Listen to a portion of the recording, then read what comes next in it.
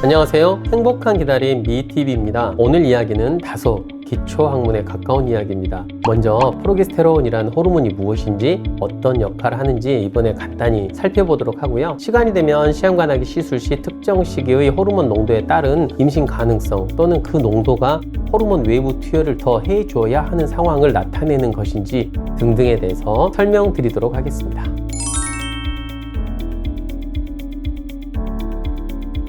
프로게스테론은 에스트로겐과 함께 가장 중요한 두 가지 여성 호르몬 중 하나입니다. 가장 기본적인 기능은 생리를 규칙화하고 임신을 유지시키는 것입니다. 프로게스테론은 배란된 난소, 즉 황체와 부신에서 분비됩니다.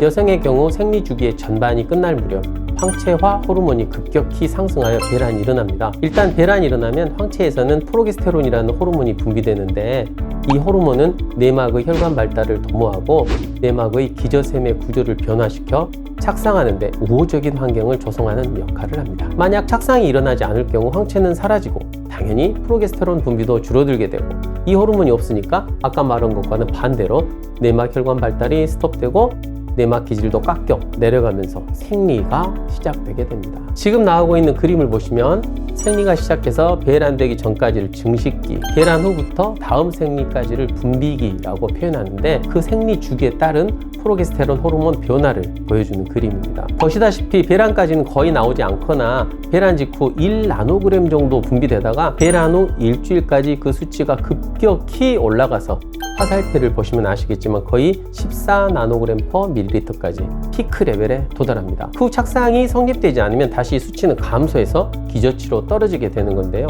왜 22일째 가장 높은 레벨을 보이냐면 28주기인 여성의 14일째가 배란이고 제대로 난자와 정자가 그날 나팔관 끝에서 수정이 되었다면 그로부터 일주일이 지난 22일에 자궁에 도착해서 착상이 일어나야 합니다. 그런데 기다리던 착상이 일어나지 않는 여러 경우, 즉 관계 자체가 없었던지 수정이 일어나지 않았다면 황체는 그에 대한 화학적 시그널을 감지하고 역할이 없어지니 퇴축돼서 사라지게 되고 황체에서 분비되던 프로게스테론도 당연히 사라지게 되는 거라 이해하시면 되겠습니다. 지금 보시는 그림은 각 시기에 따른 프로게스테론의 농도 분포입니다. 일단 배란 후기 최고치는 24 정도고 아까 말씀드린 14는 평균치 정도를 말씀드린 건데요. 그 수치가 임신이 되면 1점대 이하로 감소하지 않고 점차 올라간다는 것을 아실 수 있습니다. 만약 유산이 된다면 이 호르몬 검사를 할 경우 수치가 낮게 나오게 되므로 정상적인 임신이 아니라는 것에 대한 단서를 줄 수 있을 것으로 생각합니다.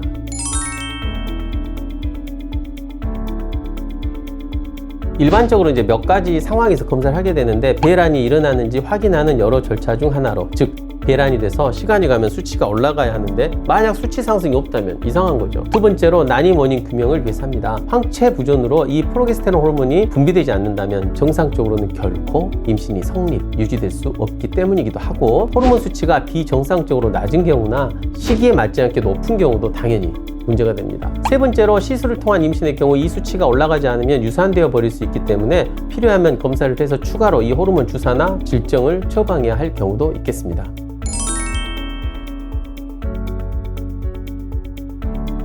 지금 제가 드리려는 이야기는 자연 임신에서 호르몬 수치로 예측 가능한 상황입니다. 호르몬을 외부에서 투여하는 시험관하기 시술에서는 차이가 있을 수 있으니까 참고 바랍니다. 먼저 호르몬 레벨이 10나노그램/ml 미만이라면 비정상적인 임신일 가능성이 높습니다. 만약 5 미만으로 유지된다면 99.85%에서 비정상적인 임신이라 생각할 수가 있고 호르몬 수치가 17.5 미만일 경우에 92%가 자궁의 임신으로 보고되고 있어 낮은 수치의 프로게스테론은 문제가 되지만 높은 수치는 크게 이상이 없고 포상기태나 드문 혈액학적 이상 소견이 있을 경우이니까 참고 바랍니다.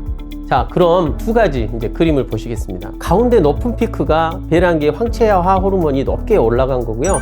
그 우측에 영어로 프로게스테론이라는 호르몬이 아까 말씀처럼 쭉 올라갔다가 임신이 안 되니까 생리 시작 30일째까지 지속적으로 하강하는 것을 보실 수 있습니다. 하지만 이제 지금 나온 그림을 보시면 임신이 성립되면 22일째를 기점으로 오히려 더 프로게스테론이 상승하는 것을 보실 수 있습니다. 그리고 이와 동시에 여성 호르몬인 에스트로겐도 같이 상승하고 우측 하단 희미한 잿빛선을 보시면 우리가 잘 아는 임신 호르몬인 HCG가 30일쯤에 나타나 갑자기 급상승하는 것을 보실 수 있겠습니다. 오늘은 프로게스테론이 생리 주기에 따라 어떻게 변화하는지에 대해 알아보았습니다. 다음 시간에는 시험관하기 시술 시 이 호르몬 수치 검사가 의미가 있는지에 대해 알아보도록 하겠습니다. 감사합니다.